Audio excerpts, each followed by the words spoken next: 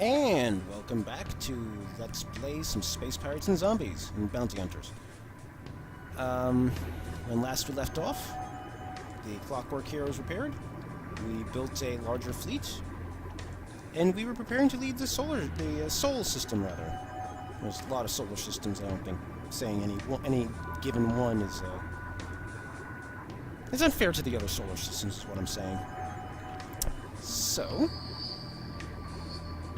what we're going to do is just climb on the clockwork a lot, because why not? Now, what we're going to do is check our system map, and of course we're going to get this, and I know that too. You can pause that if you want to read it. I'm sure you can catch the frame. Actually, not for the second window, probably, but I apologize for that. Anyway, if you look around, this is how most systems are going to look when you're playing the game. You're going to see missions, flashing missions, most of which are going to be time sensitive. And you're going to travel, essentially you're going to travel through the system doing odd jobs for whichever side is your friend. In some systems it will be the civilian faction, in others it will be the UTA. You'll see that. In some systems both will like you, in others both will dislike you.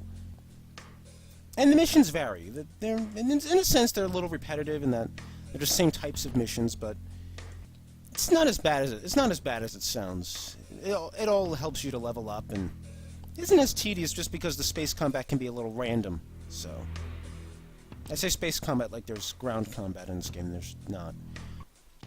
So here we have the mission Trash Heap. Over here we have UTA Patrol. Over here we have Bodyguard, where we protect the civilian ship. Over here, Beacon Basher, we destroy UTA beacons. Here, Traffic Jam is missions essentially with an exclamation point are urgent missions with an expiration date. Well, they all have expiration dates, but they're essentially urgent missions that are done for a particular faction in the game. Question marks are generic missions where essentially what you do is that you jump into the area and there's generally goodies for you to collect. Res, goons, maybe ships for you to destroy, like in the case of Traffic Jam, there will be both civilian and UTA ships battling, and just in general, no specific objective, and you essentially just fly around and do what you want. Before I leave the Sol system, though, I'm going to do a little bit of work myself.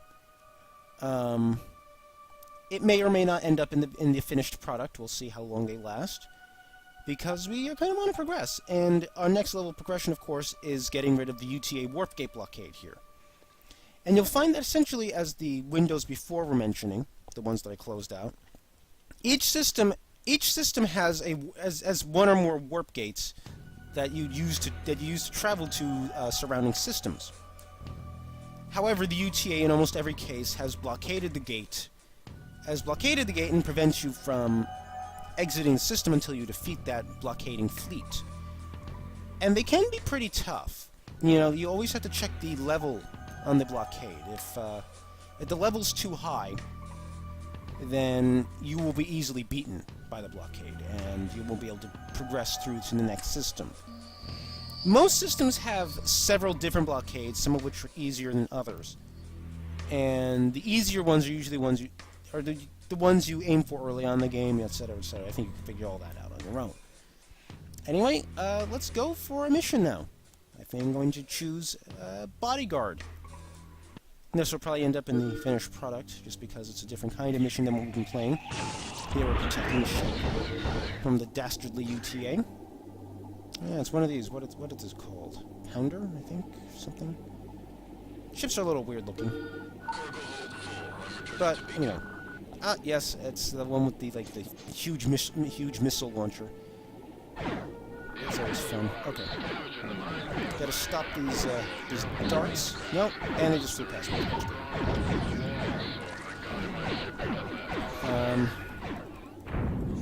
Alright. And then we go back to our escort mission. As you can see in the bottom right corner, we have an indicator of our escort's health and shields, and our distance to the exit. Our escort also fires some sort of large missile that I don't really know the effects of right now. This I think is the, like, gravity missile. It essentially damages ships, essentially crushes ships slowly in a gravity well it generates, and it damages them and slows them down, like you just saw. Thank you, miner ship, for destroying my escort fighter. I really appreciate that. Oh, there it is. Just flew right through without noticing. Oh, right, my escort's taking heavy damage.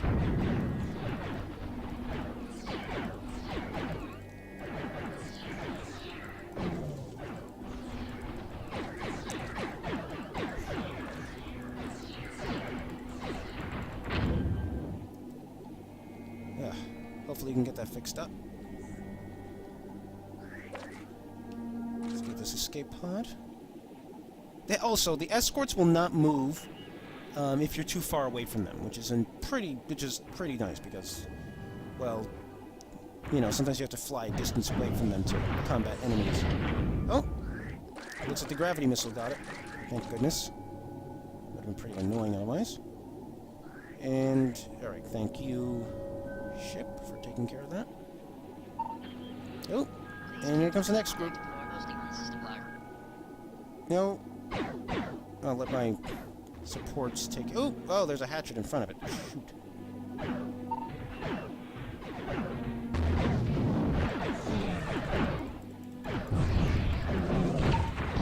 Alright.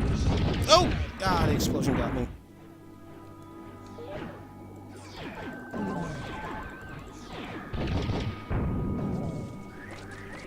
Alright, we've reached a point. It was a bit easier than I thought it would be, actually.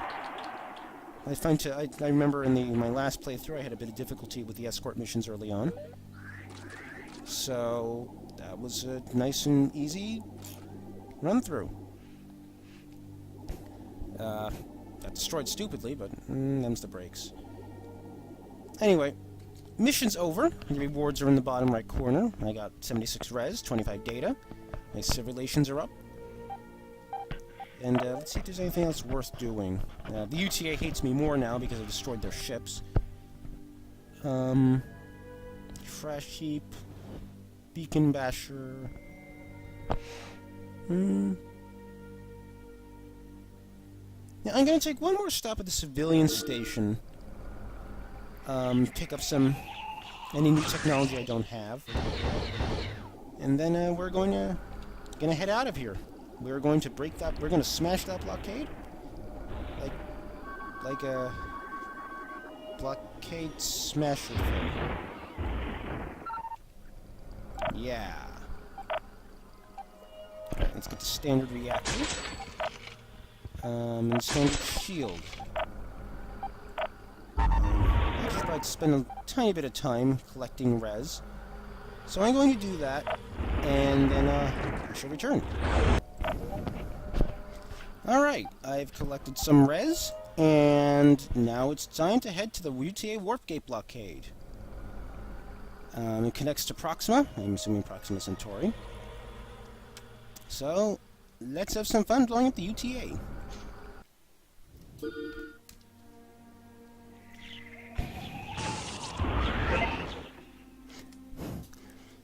Alright, here's the first gate we need to cross. The UTA ships are loaded down with warp inhibitors, so we'll need to wipe out every last one of them before we can access the warp network.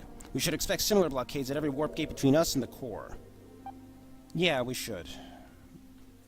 It's gonna be fun, don't worry. Definitely fun. Definitely not deadly at all. Nope. Looks like they're probably packing some heavy ships. But it's still a small blockade, so it should be manageable. Oh, did take some hits though.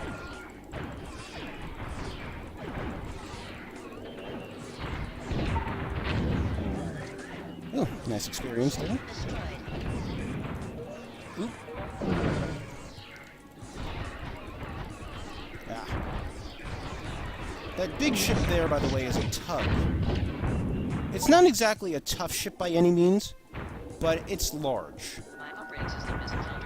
And it, as you can tell, it packs several weapon systems. Alright, my ship is back. Let's see if we can get rid of the scout real quick. Because right now it's being a pain. Yeah. We got a lot of power on hand. Ah, excellent.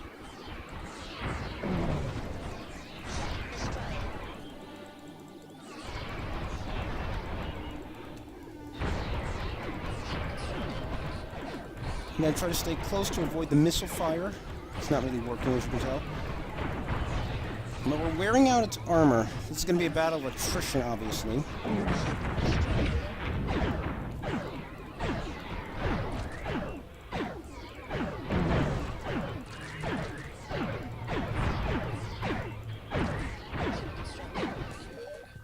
Alright, let's switch back to my main ship.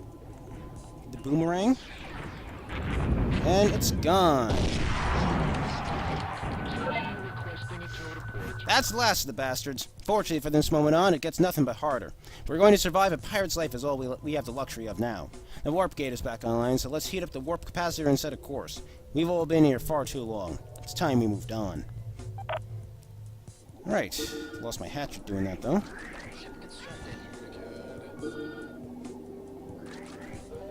Alright, I'm going to take the hatchet for a bit and collect some of this res.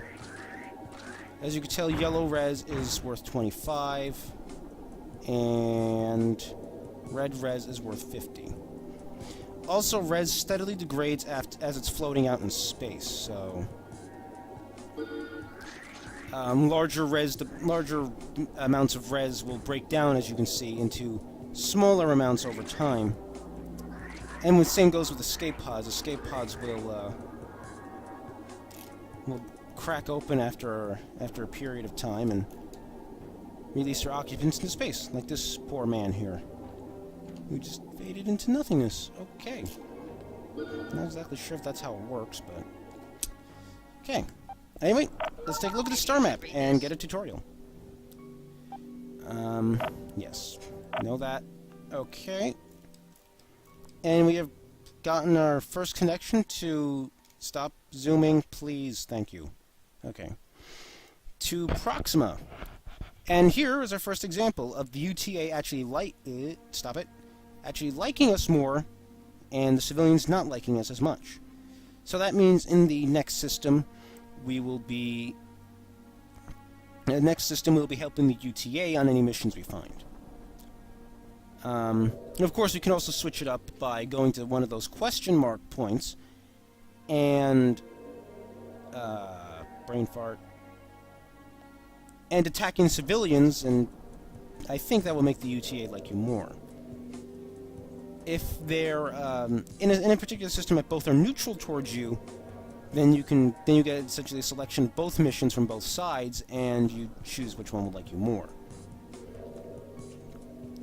So let us travel to Proxima Centauri, because I know that's what Proxima stands for. It'd be silly if it didn't. There we go. Cutscene. I can't believe we actually cracked the gate! I haven't left home since I was a kid, before the UTA locked down the outer fringe worlds. As impressive as it may be to you, this isn't elementary compared to what's ahead. When doing projects for the UTA, we came across Titan-class warp gates. Only the UTA flagship was able to power them, but we never saw them get used. Supposedly they used a massive emitter called the Titan beam to generate the energy required. I'm sure by now that there are dozens of Titan gates between us and the core.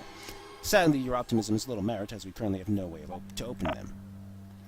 Well, that was a nice story, but I assume you have a plan to remedy our technical shortcomings, right? Indeed. The Titan beam mechanism isn't beyond my understanding, but acquiring the parts will be problematic. The first thing we need is a focus crystal suitable to emit the beam. I'm going to need to do some local scans. Unfortunately, I wouldn't expect the civilian science base in the system to be very hospitable. I have a soured relationship with them. On the other hand, Admiral Jameson is posted at the UTA base in the system, and he owes me a favor. Admiral Jameson? Have you gone batshit crazy? Don't you remember the other day when you destroyed a whole pile of UTA attack ships? All that pew-pewing and explosions, remember? Carl's right on this one. These UTA colonies are as isolated as everyone else. They have no clue what's going on beyond their gates. I've seen as UTA operations long enough to realize they are anything but organized. They go months without supply drops and turn to freelancers and mercenaries to make ends meet. I would bet there are still several UTA colonies that are in similarly rough shape. It's worth checking out, but carefully. This is a public service announcement. Off come the training wheels. You're now being let loose upon the galaxy. I imagine the galaxy's not too grateful for that. You are free to take jobs, interact with colonies, and wreak havoc. You're going to be wreaking a lot of havoc. And of course, yeah, there's a tutorial database. Ah, welcome to Proxima. How friendly. Anyway, gonna end the first video there. Hopefully I kept it short this time. Don't really want to go too far above 15 minutes if I can avoid it. I think this one's shorter, but that's fine since we're going to be doing missions and everything. So, until next time, in Episode 5, The Empire Strikes Back. Not really. Later!